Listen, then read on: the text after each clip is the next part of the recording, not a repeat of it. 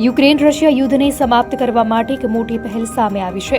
યુક્રેનના રાષ્ટ્રપતિ વોલોડિમીર ઝેલેન્સ્કીએ એક મહત્વપૂર્ણ નિવેદન આપ્યું છે કે યુદ્ધનો અંત લાવવા માટે પુતિન સાથે રૂબરૂ વાતચીત કરવી જરૂરી છે. ઝેલેન્સ્કીએ આ અંગેની માહિતી પોતાના ટ્વિટર એકાઉન્ટ પર પોસ્ટ કરીને આપી છે. તેમણે જણાવ્યું કે તેમણે જર્મન ચાન્સેલર ફ્રેડરિક મર્સ સાથે વાત કરી હતી. યુક્રેન અને જર્મની બંને એવું માને છે કે યુદ્ધનો અંત જલ્દી અને ગૌરવપૂર્ણ શાંતિ સાથે થવો જોઈએ. તેમણે એમ પણ કહ્યું કે આ યુદ્ધ યુરોપમાં થઈ રહ્યું છે અને યુક્રેન યુરોપનો અભિન્ન અંગ છે. તેથી યુરોપે આ પ્રક્રિયામાં સહભાગી થવું જોઈએ. ઝેલેન્સ્કીએ વધુમાં જણાવ્યું કે તેમણે જર્મની સાથે સંકલન કર્યું છે અને ફરીથી વાત કરવા માટે સહમત થયા છે. ગઈકાલે શાંતિ લાવવા માટે નેતા સ્તરની બેઠકો માટે દ્વિપક્ષીય અને ત્રિપક્ષીય જેવા વિવિધ સંભવિત ફોર્મેટ પર પણ ચર્ચા થઈ હતી.